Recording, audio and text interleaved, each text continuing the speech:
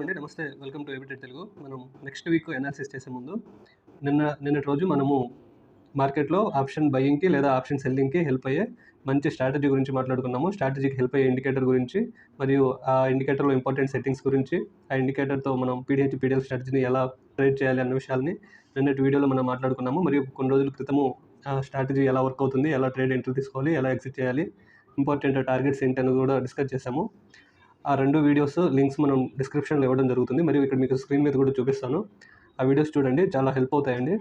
అవి చాలా రోజులు బ్యాక్ టెస్ట్ చేసి మీకు చెప్పడం జరిగింది. సో, అవి స్కిప్ చేయకుండా చూడడానికి ట్రై చేయండి. అప్పుడు మీకు అర్థమవుతుంది. ఇంకా నెక్స్ట్ వీక్ అనాలిసిస్ చూసినట్లయితే, ఫస్ట్ వీక్లీ క్యాండిల్స్‌ని చూసినట్లయితే, ఇప్పుడు మీకు స్క్రీన్ మీద కనిపిస్తుంది కదా, ఎంత కలర్ఫుల్‌గా. ఈ కలర్ఫుల్‌గా ఇవంతా ఆ ఇండికేటర్ వల్ల, ఆ ఇండికేటర్ యాడ్ చేసి సెట్టింగ్స్ మార్చడం వల్ల ఇలా మీకు కనిపిస్తుందండి. దీని దగ్గర నుంచి మీరు ట్రేడ్ ఎలా చేయాలి, ఎలా ఎంట్రీ తీసుకోవాలి, ఏది టార్గెట్ అవుతుంది, ఇలాంటి ఇంపార్టెంట్ పాయింట్స్ అన్ని మీరు తెలుసుకోవడం జరుగుతుంది. సో, ఆ వీడియోస్ స్కిప్ చేయవద్దు. ఆప్షన్ బయర్స్‌కి మరియు బిగినర్స్‌కి చాలా హెల్ప్ అవుతుందండి. సో, ఆ 2 వీడియోస్ మీరు స్కిప్ చేయకుండా చూడడానికి ట్రై చేయండి. ఇప్పుడు మనం నెక్స్ట్ వీక్ అనాలిసిస్ మరియు రేపు మండే ఎలా ట్రేడ్ చేయాలనే విషయాలని ఒకసారి అబ్జర్వ్ చేద్దాము. Bank Nifty next week analysis చూసుకున్నట్లయితే మనము ఫస్ట్ వీక్లీ క్యాండిల్స్లోకి వెళ్దాము. వీక్లీ క్యాండిల్స్లోకి వెళ్తే ఇక్కడ మనం గమనించవచ్చు, స్ట్రాంగ్ బుల్లిష్ క్యాండిల్ కనిపిస్తుంది మనకి. ఇక్కడ చూడండి, చాలా స్ట్రాంగ్ బుల్లిష్ క్యాండిల్ కనిపిస్తుంది. మీరు అబ్జర్వ్ చేసినట్లయితే ఈ క్యాండిల్ని ఒకసారి అబ్జర్వ్ చేయండి, స్ట్రాంగ్ బుల్లిష్ క్యాండిల్. ఓకేనా అండి. కానీ ఇక్కడ వచ్చి ఒక చిన్న లాజిక్ ఉంది చూడండి. ఈ క్యాండిల్ మనము ఫుల్ బుల్లిష్గా కన్సిడర్ చేయాలంటే లాస్ట్ వీక్లీ క్యాండిల్ యొక్క విక్ని బ్రేక్ చేయాలి. అప్పుడు మనం దీన్ని స్ట్రాంగ్ బుల్లిష్గా కన్సిడర్ చేసేవాళ్ళం. చూడండి, లాస్ట్ విక్ ఎక్కడ ఉందో ఒకసారి గమనించండి. ఇది చాలా ఇంపార్టెంట్ పాయింట్ అండి, మీకు ఎక్కడ దొరకదు, ఎక్స్పీరియన్స్తోనే తెలుస్తుంది. ఈ విక్ని మనము బ్రేక్ చేసినట్లయితే మనము మార్కెట్ని స్ట్రాంగ్ బుల్లిష్గా కన్సిడర్ చేసేవాళ్ళం. ఓకేనా. అప్పుడు ఈ క్యాండిల్ యాక్టివేట్ అయినట్లు, నెక్స్ట్ వీక్ కూడా వెంటనే స్ట్రాంగ్ మూవ్ ఉన్నట్లు మనము అబ్జర్వ్ చేసేవాళ్ళం. కానీ ఆ విక్ని బ్రేక్ చేయలేదు. ఆ విక్ని బ్రేక్ చేయడంలో మార్కెట్ ఫెయిల్ అయింది. ఓకేనా. మళ్ళీ చెప్తున్నాను, ఆ విక్ని బ్రేక్ చేసి మార్కెట్ పైన క్లోజ్ చేస్తుంటే నెక్స్ట్ వీక్ స్ట్రాంగ్ మూవ్ ఉండేది. కానీ ఆ విక్ని బ్రేక్ చేయకుండా మార్కెట్ కింద క్లోజ్ అవ్వడం ఒక చిన్న మైనస్ పాయింట్. అంటే రేపు కంటిన్యూ డేస్లో మండే లేదా ట్యూస్డే మార్కెట్లో భారీ సెల్లింగ్ అయినా, లేదంటే ఒక మోస్తారు సెల్లింగ్, లేదా మార్కెట్ ఒక రేంజ్ బౌండ్లో ఉండే ఛాన్స్ ఉంది. సో అది ఒకవేళ మార్కెట్ ఆ విక్ని బ్రేక్ చేసి పైన క్లోజ్ అయ్యి ఉంటే అది స్ట్రాంగ్ బుల్లిష్ మూమెంట్ అయ్యేది, మార్కెట్ షార్ప్గా పైకి వెళ్ళిపోయేది. ఒకసారి డే క్యాండిల్లోకి వెళ్తే మీకు ఇంకొంచెం క్లియర్గా అర్థమవుతుంది. ఒకసారి చూడండి, డే క్యాండిల్లో ఒకసారి అబ్జర్వ్ చేసినట్లయితే ఇది విక్ కదా. విక్ చూడండి, మార్కెట్ ఇక్కడ చూడండి, ట్రెండ్ లైన్ మీరు అబ్జర్వ్ చేస్తున్నారు అనుకుంటా, ఐ హోప్. ఈ ట్రెండ్ లైన్ ఒకసారి అబ్జర్వ్ చేయండి, మేజర్ ట్రెండ్ లైన్. ఓకేనా. ఇప్పుడు మొన్నటి ట్రేడింగ్ని ఇది రెడ్ కొంచెం మనకి అది సాటర్డే మార్కెట్ అయినా కూడా చిన్న రిజెక్షన్, దాన్ని కూడా మనం కొంచెం కన్సిడర్ చేయాలి. ఒకవేళ దాన్ని కన్సిడర్ చేయకపోయినా ఈ green candle, Friday candle closing కూడా లాస్ట్ విక్ కంటే కిందనే క్లోజ్ అయింది. ఓకేనా. ఒకవేళ సాటర్డే కన్సిడర్ చేయకపోయినా మార్కెట్ కొంచెం సెల్లింగ్ ప్రెజర్లోనే ఉంది.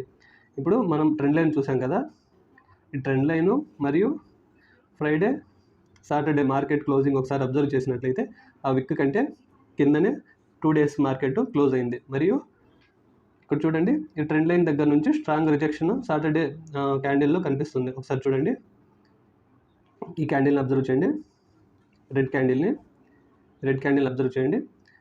ఈ ట్రెండ్ లైన్ దగ్గర నుంచి రిజెక్షన్ కనిపిస్తుంది. ఓకేనా. ఈ రిజెక్షన్ ఎంతవరకు క్యారీ అవ్వచ్చు? ఈ రిజెక్షన్ సుమారుగా మనకి ఈ లెవెల్ వరకు రావచ్చు. ఓకేనా. ఏంటి ఆ లెవెల్? 46,908. దీన్ని మార్క్ చేసుకుందాము. 46,908, 8, 9, 10 అరౌండ్ ఈ పాయింట్ వరకు ఈ రిజెక్షన్ అనేది మనకి పుల్ బ్యాక్ ఉండొచ్చు. ఓకేనా. ఇప్పుడు రేపు మండే ట్రేడ్ ఎలా తీసుకోవాలి అనేది అబ్జర్వ్ చేసినట్లయితే, మనం ట్రేడ్ యాజ్టీస్గా మనం రోజు డిస్కస్ చేస్తుంటాము. 15 మినిట్స్ టైం ఫ్రేమ్లోనే మనం నిన్న మాట్లాడుకున్న స్ట్రాటజీలో కూడా అదే చెప్పుకున్నాము.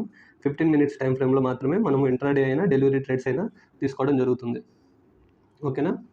ఒకవేళ రేపు మార్కెట్ హ్యూజ్ గ్యాప్ అప్ అయితే, హ్యూజ్ గ్యాప్ అప్ అయ్యి ఈ ట్రెండ్ లైన్ పైన మార్కెట్ ఓపెన్ అయితే మార్కెట్ మళ్ళీ ట్రెండ్ లైన్ని టచ్ చేసేదాకా వెయిట్ చేసి టచ్ చేసి మళ్ళీ పైకి వెళ్ళే వరకు వెయిట్ చేసి అప్పుడే మనము సిఈ ట్రేడ్ తీసుకుంటాము. హ్యూజ్ గ్యాప్ అప్ అయినమ్మటి మనము మార్కెట్లోకి దూకేయము. హ్యూజ్ గ్యాప్ అప్ అయితే గ్యాప్ అప్ అయ్యి మళ్ళీ మార్కెట్ రీటెస్ట్ వరకు వచ్చి ఈ ట్రెండ్ లైన్ని టచ్ చేసి మళ్ళీ పైకి వెళ్ళేటప్పుడు మనము బుల్లిష్ ట్రేడ్ తీసుకుంటాము. లేదు ట్రెండ్ లైన్ వరకు రాలేదనుకోండి, మార్కెట్ ఇక్కడెక్కడో ఓపెన్ అయ్యి కొంచెం పైకి వెళ్ళి ఇక్కడ ప్రైస్ యాక్షన్ కనిపించి మనకి ట్రేడ్ యాక్టివేట్ అయితేనే ట్రేడ్ తీసుకోవడం జరుగుతుంది. ఓకేనా.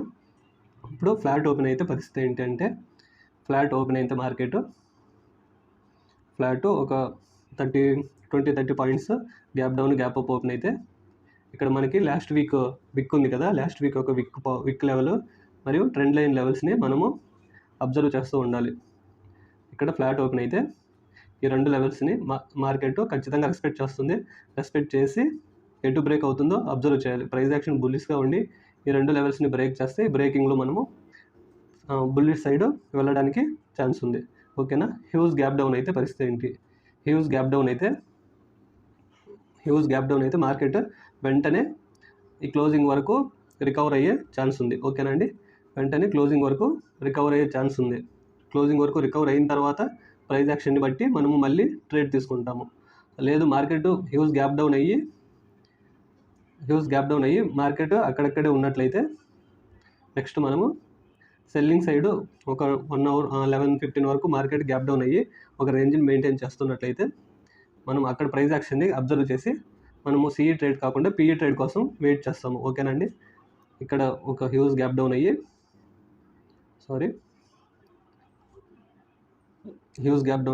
మార్కెట్ సెల్లింగ్ ప్రైస్ యాక్షన్ని చూపించినట్లయితే మనము పిఈ ట్రేడ్ తీసుకోవడానికి ట్రై చేస్తాము. మన టార్గెట్ వచ్చేసరికి 46,909 ఇది మన టార్గెట్ అవుతుంది. ఓకేనా. PE side.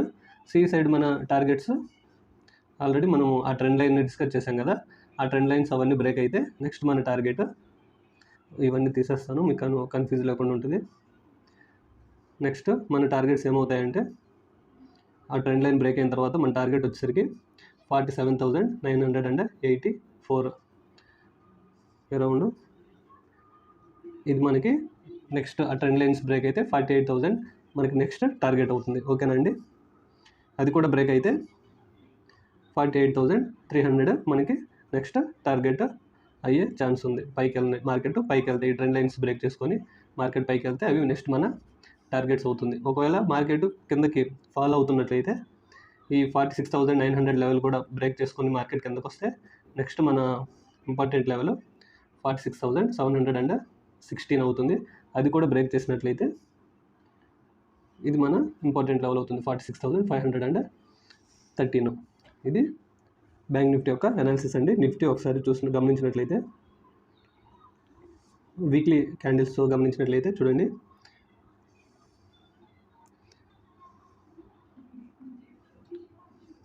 ఇక్కడ నిఫ్టీకి బ్యాంక్ నిఫ్టీకి మనం ఇక్కడ డిఫరెన్స్ అబ్జర్వ్ చేసినట్లయితే నిఫ్టీ లాస్ట్ వీక్ యొక్క విక్ని బ్రేక్ చేసింది. ఇక్కడ మీరు గమనించినట్లయితే లాస్ట్ వీక్ యొక్క విక్ని బ్రేక్ చేసింది. అదే బ్యాంక్ నిఫ్టీలో అబ్జర్వ్ చేస్తే చూడండి, విక్ని బ్రేక్ చేయట్లేదు. ఇది మీరు అబ్జర్వ్ చేయాలి. ఓకేనా. ఇక్కడ మీరు గమనించినట్లయితే విక్ బ్రేక్ అవ్వలేదు బ్యాంక్ నిఫ్టీలో. అదే నిఫ్టీలో విక్ బ్రేక్ అయిందంటే ఇది నిఫ్టీ స్ట్రాంగ్ బుల్లిష్ ఉన్నట్లు మనకి అర్థమవుతుంది. సింపుల్. మార్కెట్ నిఫ్టీలో స్ట్రాంగ్ బుల్లిష్ ఉంటుంది. ఒకవేళ బ్యాంక్ నిఫ్టీ సెల్లింగ్కి గురైనా కూడా నిఫ్టీ షార్ప్ సెల్లింగ్ రాకుండా మార్కెట్ లెవెల్స్ని హోల్డ్ చేయడానికి ట్రై చేస్తుంది. సైడ్ వేస్ నుంచి స్లైట్లీ వోల్టాలిటీ ఉండే ఛాన్స్ ఉంది నిఫ్టీలో. అంతేగాని మేజర్ సెల్లింగ్ ప్రెజర్ ఉండకపోవచ్చు. ఒక నిఫ్టీ వీక్లీ లెవెల్స్ అబ్జర్వ్ చేసినట్లయితే సిఈ సైడ్ ఈ రెండు మనకి స్ట్రాంగ్ ఇంపార్టెంట్ లెవెల్స్ వీక్లీలో, డైలీ కాదండి వీక్లీలో. మరియు పిఈ సైడ్ గమనించినట్లయితే ఈ రెండు మనకి ఇంపార్టెంట్ లెవెల్స్ అవుతాయి. ఓకేనండి. ఇప్పుడు ఒకసారి డే క్యాండిల్లోకి వెళ్ళి చూద్దాము. డే క్యాండిల్లో ఒకసారి అబ్జర్వ్ చేసినట్లయితే మార్కెట్ ఆల్ టైమ్ హైలో ఉంది. అది మనందరికీ తెలుసు. చూడండి, విక్ ఈజీగా బ్రేక్ అయింది. ఇక్కడ మనకు చిన్న సెల్లింగ్ ప్రెజర్ ఉంది సాటర్డే మార్కెట్లో. దాన్ని మనం కన్సిడర్ చేసినా చేయకపోయినా రేపు మండే మార్కెట్ ఎలా ఉంటుందంటే చూడండి, 15 minutesలోకి వెళ్తే ఇక్కడ మనకి చిన్న గ్యాప్ ఉంది కదా, చిన్న స్లైట్లీ గ్యాప్ డౌన్ అయినా ఫ్లాట్లో ఓపెన్ అయినా మనకి పెద్ద ప్రెజర్ ఏం అవ్వదు. ఇక్కడ మార్కెట్ ఎక్కడ ఓపెన్ అయినా ఇక్కడ మనకు చిన్న ప్రైస్ యాక్షన్ కన్ఫామ్గా ఫామ్ అవ్వాలి. కన్ఫామ్గా ఫామ్ అయిన తర్వాత మార్కెట్ పైకి వెళ్తుంది. పైకి వెళ్ళేటప్పుడు మాత్రమే మనము ట్రేడ్ తీసుకుంటాం. ఓకేనా అండి? ఇలా వెళ్ళేటప్పుడు మాత్రమే మనము కన్ఫర్మేషన్తో ట్రేడ్ తీసుకుంటాము. ఇప్పుడు నిఫ్టీ ఓన్లీ మనకి స్ట్రాంగ్ బుల్లి సైడే ఉంది కాబట్టి పీఈ సైడ్ అంటే ప్రైస్ యాక్షన్ ఫామ్ అయ్యేంత వరకు మనం అంత ఇంట్రెస్ట్ చూపించము. మనం ఏదైనా ట్రేడ్ యాక్టివేట్ అవుతున్నా కూడా లైవ్లో యాక్టివేట్ అవుతున్నా మనం టెలిగ్రామ్లో డిస్కస్ చేయడం జరుగుతుంది. వెంటనే ప్యాటర్న్తో సహా మీకు ఎక్స్ప్లెయిన్ చేయడం జరుగుతుంది కాబట్టి మన టెలిగ్రామ్ గ్రూప్లో కూడా జాయిన్ అవ్వడానికి ట్రై చేయండి. ఇది నిఫ్టీ రేపు ట్రేడ్ చేయడానికి పాసిబిలిటీ అనమాట. హ్యూజ్ గ్యాప్ అప్ అయితే వెయిట్ చేయండి. హ్యూజ్ గ్యాప్ అప్ అయితే కొంచెం వెయిట్ చేయండి. మార్కెట్ మళ్ళీ కిందకు వచ్చి పైకి వెళ్ళడానికి ట్రై చేస్తుంది కాబట్టి హ్యూజ్ గ్యాప్ అప్ అయితే వెంటనే ట్రేడ్ తీసుకోకుండా కొంతసేపు వెయిట్ చేయడానికి ట్రై చేయండి. హ్యూజ్ గ్యాప్ డౌన్ అయినా కూడా మార్కెట్ మళ్ళీ వెంటనే ముందు రోజు క్లోజింగ్ లెవెల్ వరకు వెళ్ళడానికి ఛాన్స్ ఉంది. హ్యూజ్ గ్యాప్ డౌన్ అయినా కూడా మార్కెట్ వెంటనే రికవర్ అయ్యి పైకి వెళ్ళడానికి ఛాన్స్ ఉంది కాబట్టి వెంటనే గ్యాప్ డౌన్ అయింది కదా అని పీఈ తీసుకోవద్దు. సో ఫ్లాట్ ఓపెన్ అయినా ఫ్లాట్ ఓపెన్ అయితే ప్రైస్ యాక్షన్ కన్ఫర్మేషన్ అయ్యే వరకు వెయిట్ చేసి మనము ట్రేడ్ ఎంట్రీ తీసుకుంటాము. హ్యూజ్ గ్యాప్ అప్ అయితే మార్కెట్ కొంచెం సెల్లింగ్ ప్రెజర్కి వచ్చి మార్కెట్ ఫ్లాట్ లెవెల్ వరకు వచ్చి మళ్ళీ పైకి వెళ్ళే ఛాన్స్ ఉంది కాబట్టి హ్యూజ్ గ్యాప్ అప్ అయినా వెయిట్ చేస్తాము ప్రైస్ యాక్షన్ కోసం. గ్యాప్ డౌన్ అయితే వెంటనే రికవరీ ఉండే ఛాన్స్ ఉంది. మళ్ళీ పైకి వెళ్తుంది కాబట్టి హ్యూజ్ గ్యాప్ డౌన్ అయినా కూడా మనము పీ సైడ్ వెళ్ళడానికి మనము ఇంట్రెస్ట్ చూపించమండి. ఇది నిఫ్టీ బ్యాంక్ నిఫ్టీలో మనము వీక్లీ మరియు మండే యొక్క అనాలిసిస్. మళ్ళీ చెప్తున్నానండి, మీకు నిన్న మరియు అంతకుముందు చెప్పిన పీడిఎల్ స్ట్రాటజీ చాలా ఇంపార్టెంట్. చాలా ఎక్స్పీరియన్స్ బ్యాక్ టెస్ట్ చేసి చాలా రోజుల నుంచి నేను లైవ్లో ట్రై చేసి మీకు చెప్పిన వీడియో అది. స్కిప్ చేయకుండా చూడండి, నీట్గా అర్థం చేసుకోండి. స్ట్రాటజీ చెప్పడం నా బాధ్యత, కానీ అది మీరు అడాప్ట్ చేసుకోవడం మరియు లైవ్లో అబ్జర్వ్ చేయడం అనేది మీ మీదే బేస్ అయి ఉంటుంది. మీరు కొంచెం ఓపిక్గా బ్యాక్ టెస్ట్ చేసి లైవ్లో పేపర్ టెస్ట్ చేసినట్లయితే 100% మంచి రిజల్ట్ ఉంటుందండి. నాది దానికి నేను రెస్పాన్సిబిలిటీ తీసుకుని ఎంత చెప్తున్నానంటే మీరు ఒకసారి ఆలోచించండి. స్ట్రాటజీ ఎంత బాగా వర్క్ అవుతుందో అన్నది విషయము. దట్స్ ఇట్ అండి.